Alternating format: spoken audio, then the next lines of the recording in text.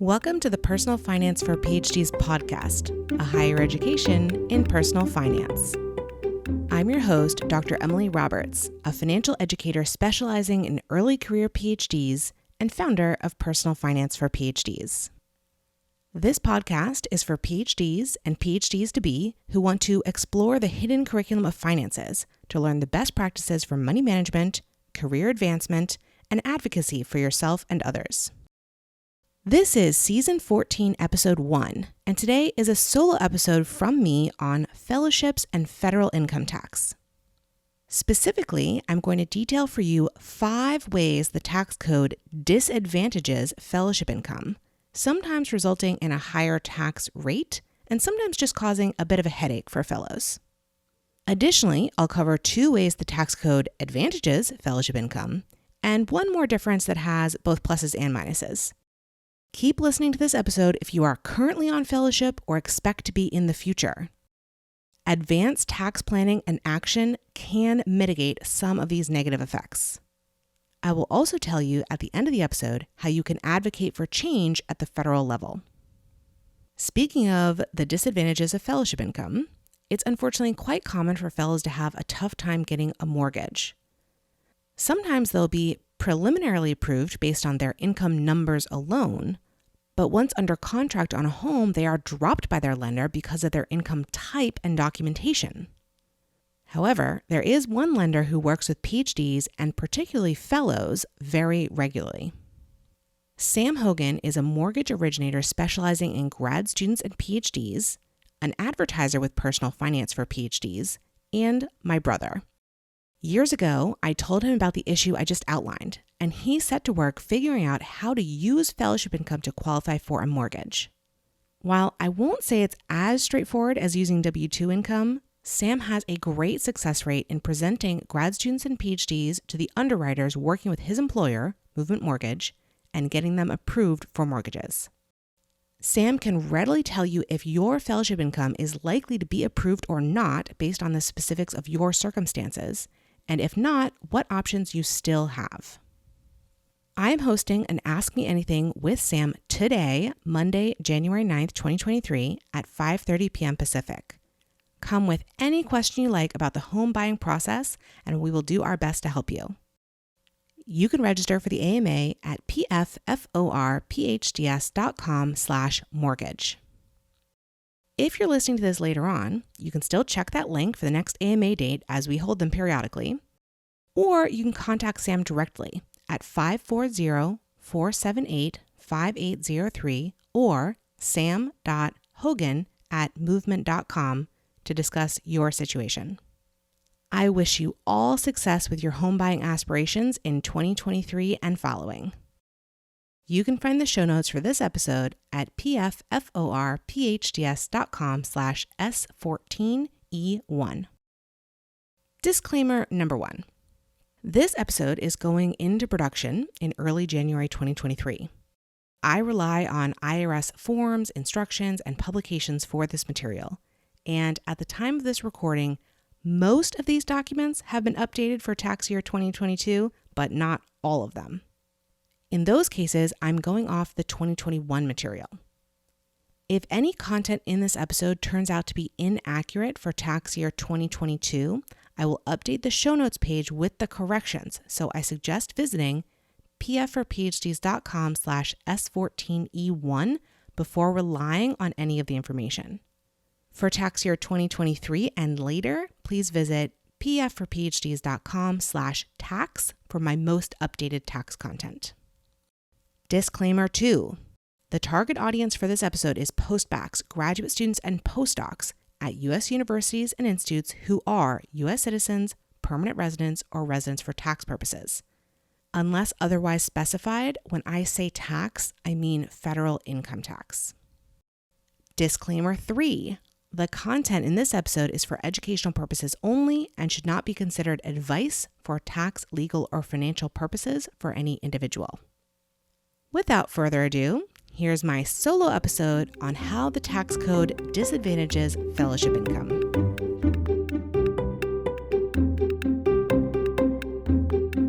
You might be surprised by the topic of this episode. because striving to obtain funding via a fellowship is a super common, if not universal, practice in academia. Fellowships are seen as a superior form of funding because of their prestige and that they normally excuse the recipient from teaching responsibilities or similar. In many cases, winning a fellowship results in a raise as well.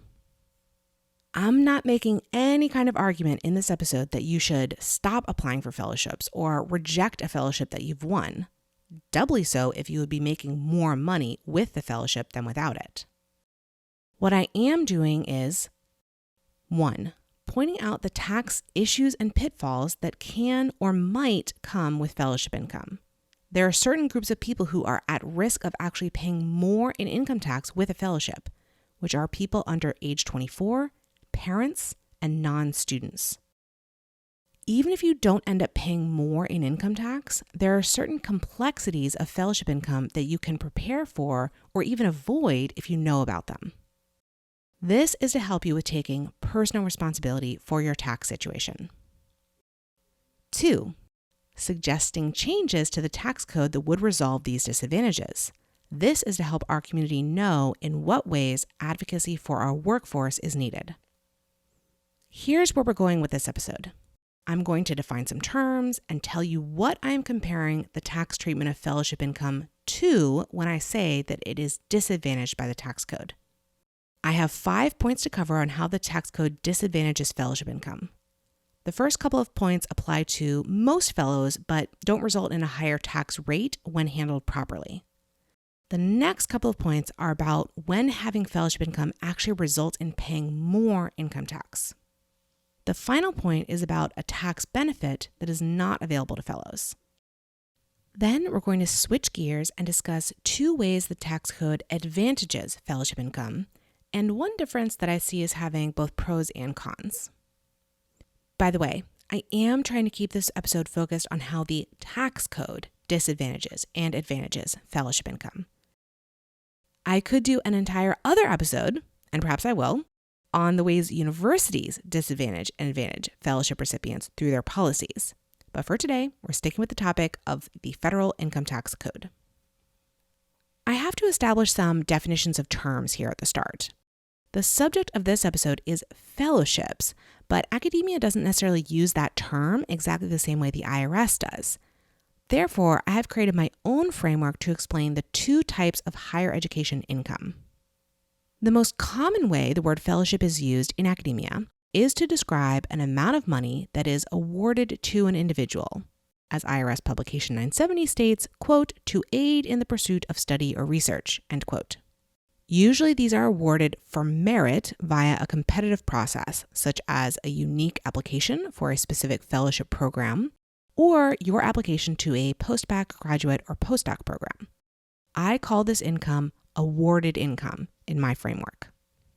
The other type of income in my framework is employee income. This is payment for services such as teaching or research, and the post-bac, grad student, or postdoc is an employee of the university or institute. Employee income is reported on a Form W-2 at tax time. It's unusual for programs to use the word fellowship to describe employee income, but it does happen occasionally. For the purposes of this episode, we are only discussing awarded income, which is to say fellowship income that is not reported on a Form W-2. I will continue to use the word fellowship throughout the episode, but please understand that we're only discussing that particular variation of the term, which is the most common in academia.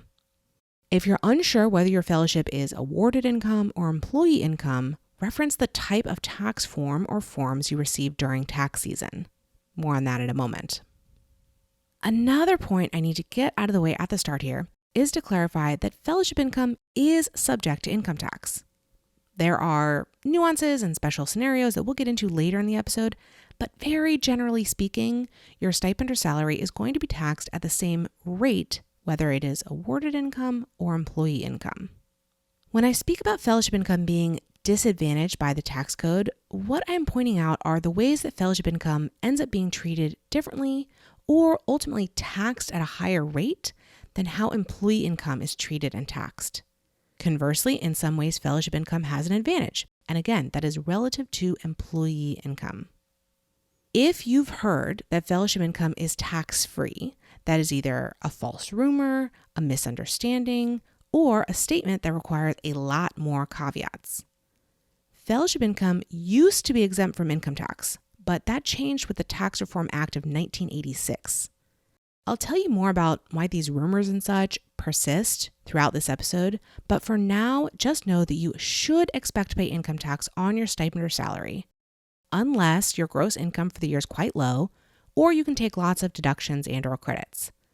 That is true whether your stipend or salary comes from a fellowship or an employee position. You can learn more about that in Season 2 bonus episode 1 of this podcast, which you can find at pfforphds.com/S2BE1. Now we'll get into the meat of this episode, my list of 5 tax-related disadvantages of receiving fellowship income, 2 advantages, and 1 neutral difference. Disadvantage number 1.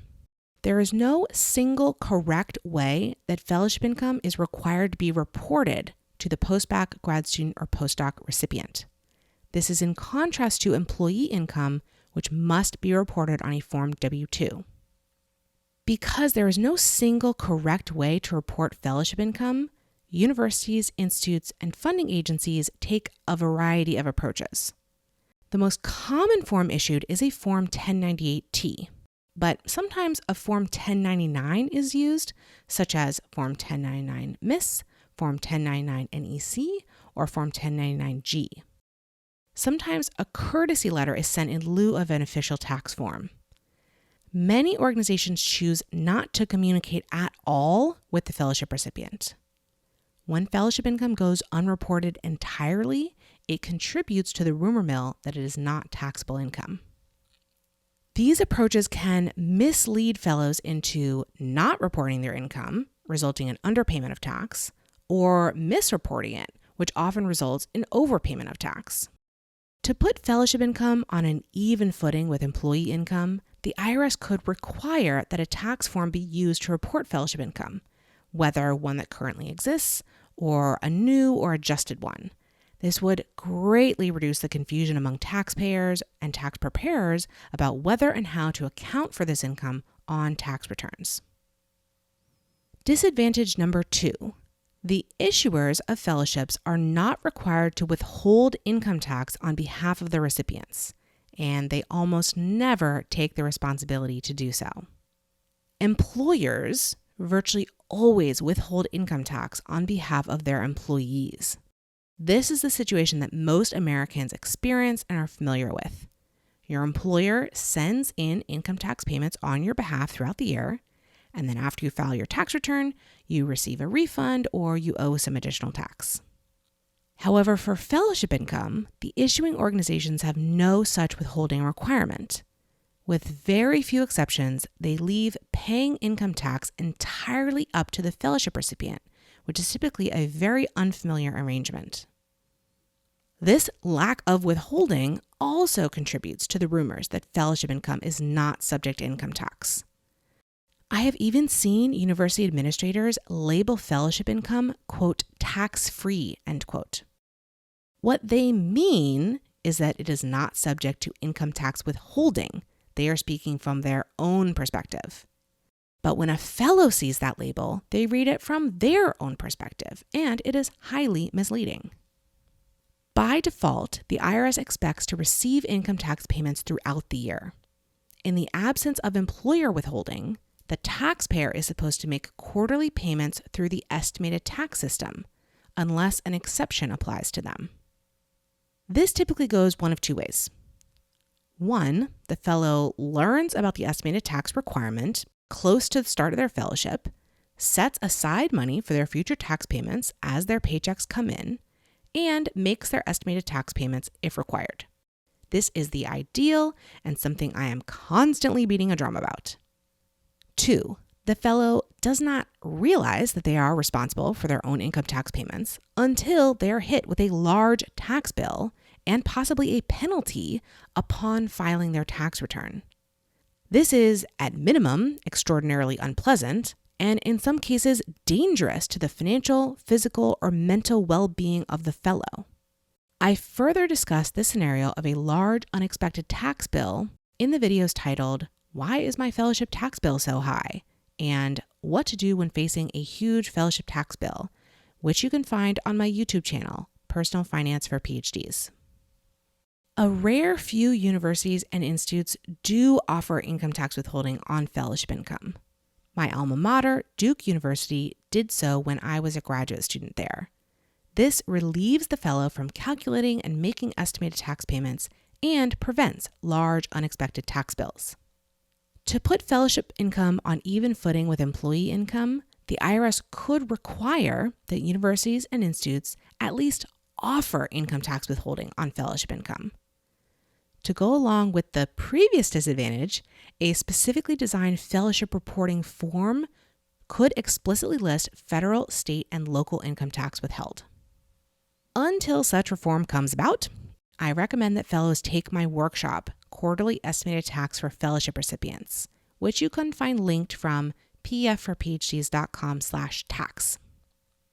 Disadvantage number 3, and this is the big one: fellowship income is not usually considered, quote, earned income, end quote. And without that designation, many postbacks, grad students, and postdocs pay more in income tax than they would if it were considered earned income. The term earned income is actually used all over the tax code and publications, and you have to be really careful because its definition can change depending on which benefit is being discussed.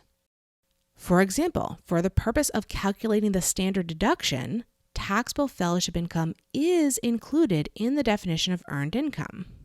But for the kiddie tax, the earned income tax credit, and the child and dependent care tax credit, fellowship income is not considered earned income. Let's discuss each of these scenarios briefly in turn. 1. The kiddie tax, which is a colloquial name, is when the unearned income above a certain threshold of a person under age 24 is taxed at their parents' marginal tax rate. There's a whole history behind the kiddie tax that I won't go into now, but you can read my article about it linked from pfforphds.com/tax.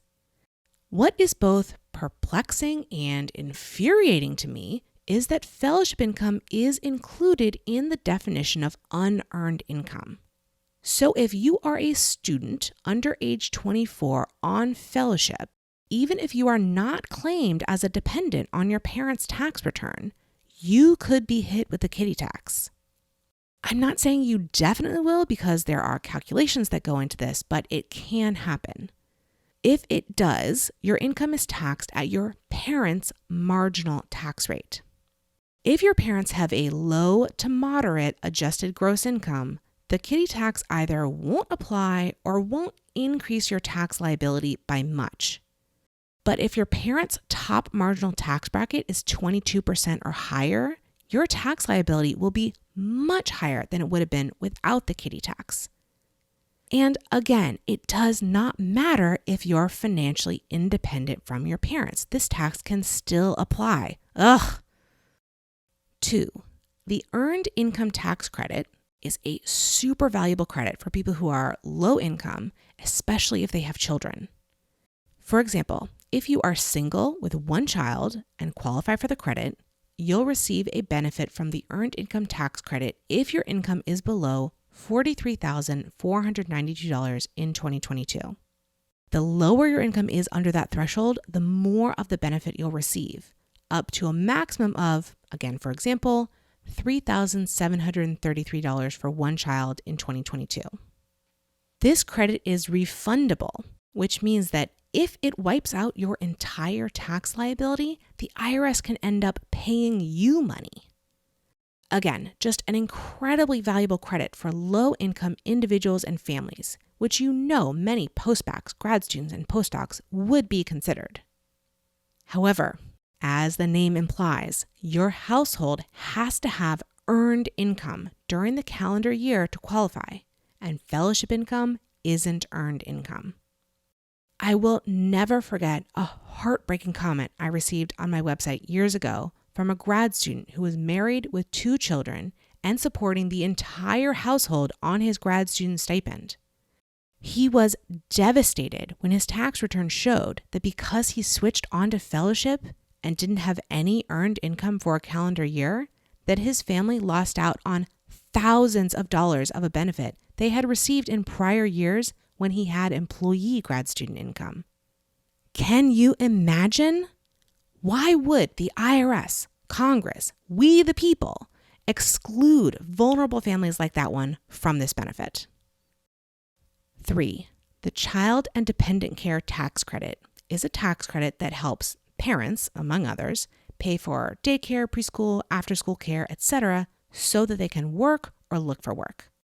The benefit inversely scales with your income, like the Earned Income Tax Credit, but for example, if you had one child in care and your income was low enough that you received the maximum benefit, this credit would reduce your tax liability by $1,050 in 2022. Pretty good benefit. However, here's that catch again. You and your spouse, if you're married, must both have earned income to qualify. There is an exception for students, so grad students will still qualify for the credit for all the months in which they are students, but postbacks and postdocs won't. This issue was brought to my attention by a married couple with a baby, both postdocs on fellowship, who were taken aback that they weren't able to claim this credit. And why? Does being on fellowship mean they don't need childcare? Or do they not deserve a similar carve-out to the one that students get? I have to stop here because I'm getting really worked up about these issues. Pretty simple change here, IRS. Include fellowship income in the definitions of earned income everywhere. Or make exceptions for fellowship income in all of the above benefits and any other relevant ones. I haven't even covered how fellowship income relates to the definition of support for determining if someone is a dependent or subject to the Katie tax, and I won't take the time to illustrate it now. It's a similar problem that the IRS could solve by saying that fellowship income counts as support. Anyway, see my tax return workshops for further discussions of that rat's nest. Let's move on. Emily here for a brief interlude. Tax season is about to start heating up, and the best place to go for information tailored to you as a grad student, postdoc, or postbac is pfforphds.com/tax. From that page, I have linked to all of my tax resources, many of which I have updated for tax year 2022. On that page, you will find free podcast episodes, videos, and articles on all kinds of tax topics relevant to PhDs. There are also opportunities to join the Personal Finance for PhDs mailing list to receive PDF summaries and spreadsheets that you can work with. The absolute most comprehensive and highest quality resources, however, are my asynchronous tax workshops. I'm offering 3 tax return preparation workshops for tax year 2022.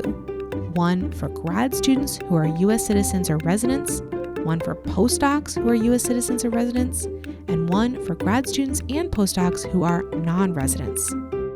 Those tax return preparation workshops are in addition to my estimated tax workshop for grad student, postdoc, and postbac fellows who are U.S. citizens or residents. My preferred method for enrolling you in one of these workshops is to find a sponsor at your university or institute.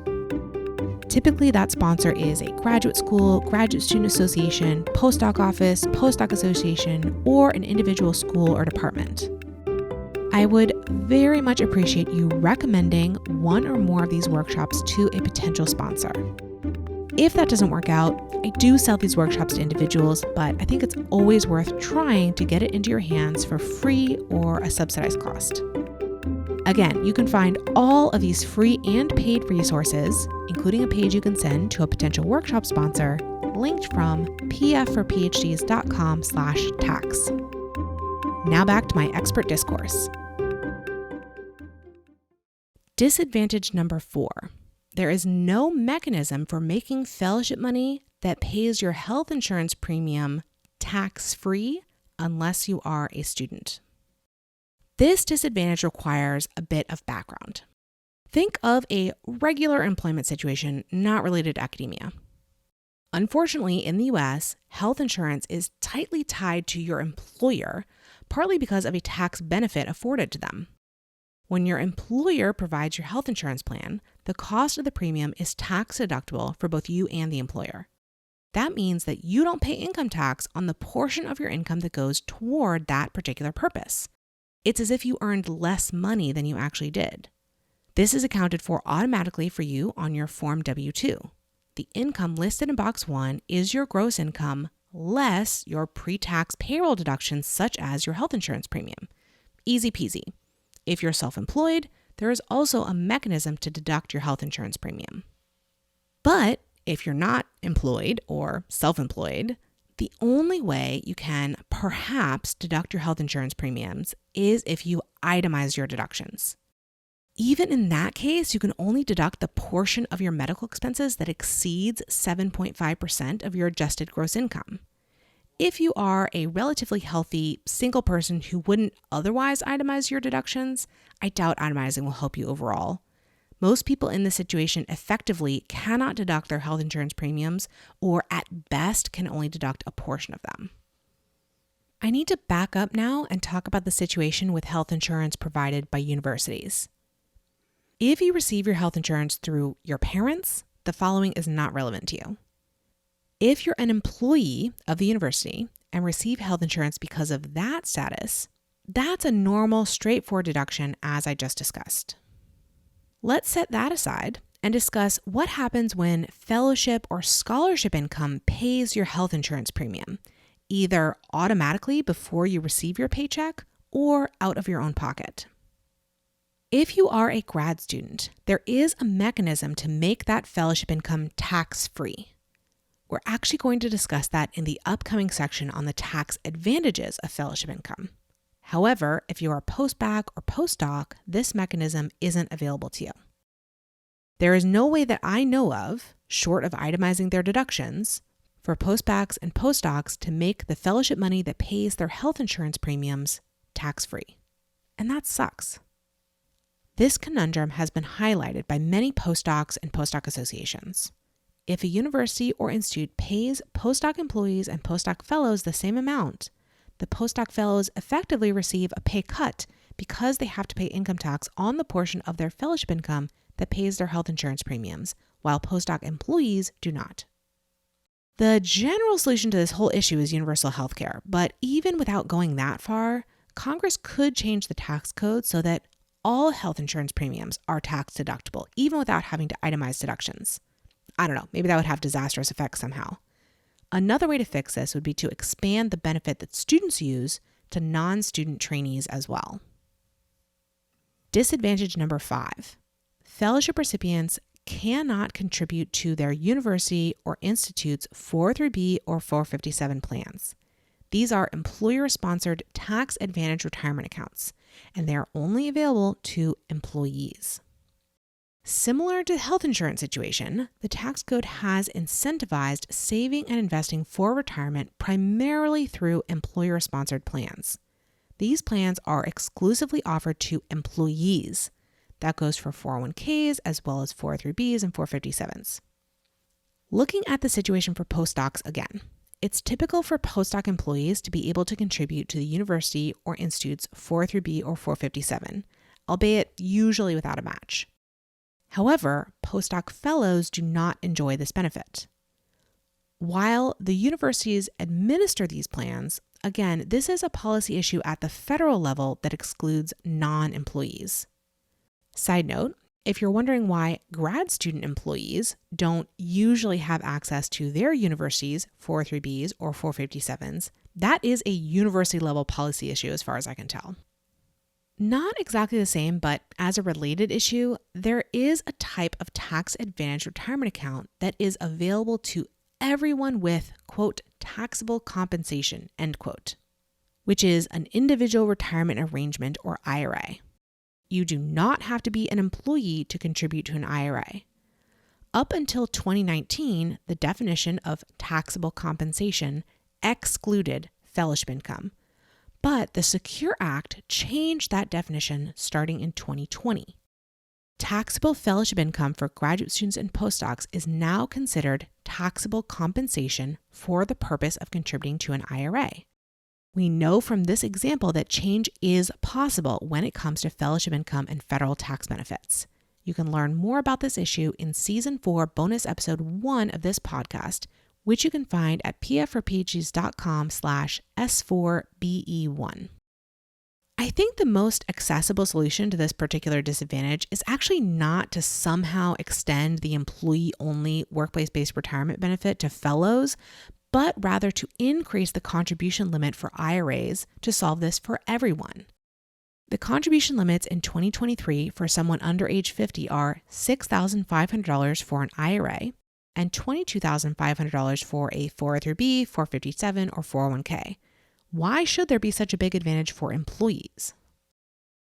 All right, it's time for a dose of positivity. There are 2 advantages to fellowship income that I have come across. Advantage number 1, students can make fellowship income tax-free by pairing it with qualified education expenses, or QEEs. Basically, if you're awarded income paid for a QEE, that amount of awarded income is tax-free. You essentially get to deduct the QEEs from your awarded income before you even report it on your tax return. This federal income tax benefit is found in Publication 970, Chapter 1, and I call it Tax-Free Scholarships and Fellowships, or TFSF. Again, this benefit is only available to students. How does this work differently for grad students with awarded versus employee income for their stipends? This comes into play when you use your stipend to pay for an education expense rather than having it paid on your behalf via a scholarship or waiver. Let's take a very simple example of a grad student who has only 2 education expenses, tuition and a student health fee. The tuition is paid on their behalf by a scholarship, and they pay the student health fee out of pocket. The scholarship that pays their tuition is awarded income, but it is made tax-free via TFSF because it pays for tuition, which is a QEE. So that awarded income doesn't become part of the student's taxable income. The student health fee is a QEE under TFSF. So if the grad student's stipend is from a fellowship, the student health fee makes that amount of fellowship income tax-free. It's like taking a deduction. However, if the grad student stipend is employee income, no part of it can be made tax-free by the student health fee. Furthermore, student health fees are not qualified education expenses under the other 2 available higher education tax benefits, the Lifetime Learning Credit and the American Opportunity Tax Credit. So in this particular example, there is no tax benefit available to a grad student employee for their student health fee, whereas a grad student fellow can use the student health fee to reduce their taxable income. That was a very simple and contrived scenario, but it turns out that this benefit can be uniquely applied under specific circumstances to lots of other common education expenses, such as textbooks, computers, software, and health insurance premiums. If you are a grad student on fellowship, I highly recommend taking my tax workshop, How to Complete Your Grad Student Tax Return and Understand It Too, to understand TFSF and the other higher education tax benefits fully. This goes double if you did pay out of your fellowship stipend for the kinds of education expenses I just mentioned. You will learn under what circumstances you can use them to make your fellowship income tax-free and under what circumstances you cannot. Go to pfforphds.com/tax for the link to the workshop. Advantage number 2, fellowship income is not considered taxable income in some states. For this advantage only, we are leaving the realm of federal income tax. I won't say too much about this except that I've run across it in 2 states, Pennsylvania and Alabama, and there may be others. But this is a truly fantastic benefit that puts fellowship income at a great advantage over employee income in those states. Finally, we have a difference with fellowship income that has both pros and cons. For this one, we're also not discussing federal income tax, but rather FICA tax, which pays into the Social Security and Medicare systems. Fellowship income is not wages, so it's not subject to FICA tax. Postdoc and postbac fellows do not pay FICA tax, but postdoc and postbac employees do. Grad students, by and large, qualify for a FICA tax exemption, so they usually don't pay it, whether their stipends or salaries are fellowship or employee income. When I was a grad student, I thought these exemptions were great. I was not interested in losing 7.65% of my paycheck toward a dubious, far future benefit. I still think keeping an extra 7.65% of your paycheck is super valuable for grad students, postbacks, and postdocs. However, now that I'm older and have learned more about Social Security and Medicare, I think forgoing all those quarters of credits during grad school, plus any postback or postdoc fellowship years, might be a little foolhardy. For example, if you become disabled as a young adult before paying into the system for the required number of quarters, you are at risk of not qualifying for the disability benefit. It's a pretty remote possibility, but it's scary that people could be left unprotected by this supposed last resort insurance plan because of these exemptions. And I really don't think Social Security is going to disappear entirely. Ideally, I'd like to have both the money in my pocket and the insurance coverage. Please and thank you. At the beginning of this episode, I told you there were two purposes.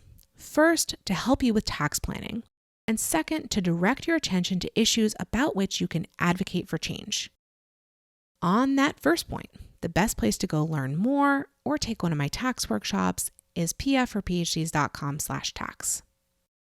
On the second point, I have 3 ideas for you if you would like to advocate for change to one of the federal tax policies I've mentioned. 1, you can write to your representative in the House and or your senators and ask your peers to do the same, explaining how the tax law negatively affects your life and in what way it could change. The component of the Secure Act that updated the definition of taxable compensation started as a bill called the Graduate Student Savings Act, which was sponsored by a bipartisan group of members of the House and Senate for several years before it was finally included in the Secure Act.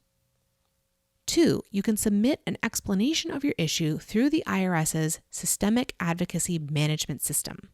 Just search for IRS SAMS and it will be the first result. The IRS will evaluate these issues and decide which to move forward with trying to correct. 3, you can get involved with organizations that advocate for the workforce in your field or for PhD trainees generally, such as the National Association of Graduate Professional Students and the National Postdoctoral Association. You can make them aware of these tax problems, if they aren't already, and partner with them to advocate at the federal level. It's been lovely to have you with me for this wonky episode. One final time, I offer educational tax workshops both on preparing your annual tax return and calculating and paying estimated tax. I would really appreciate you recommending my workshops to a potential sponsor at your university. If that doesn't work out, you can purchase the appropriate one for you as an individual. You can find the links to take either one of those actions at pfforphds.com/tax.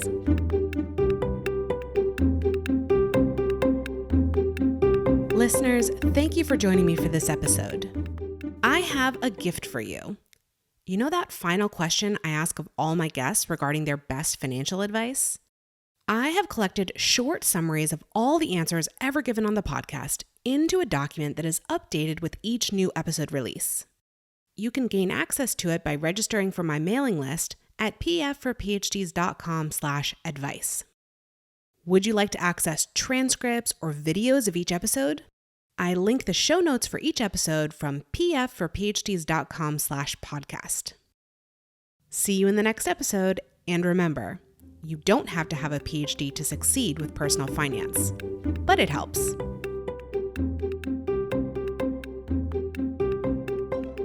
The music is Stages of Awakening by Poddington Bear from the Free Music Archive and is shared under CC by NC. Podcast editing by Lourdes Bobbio and show notes creation by Miriam Ock.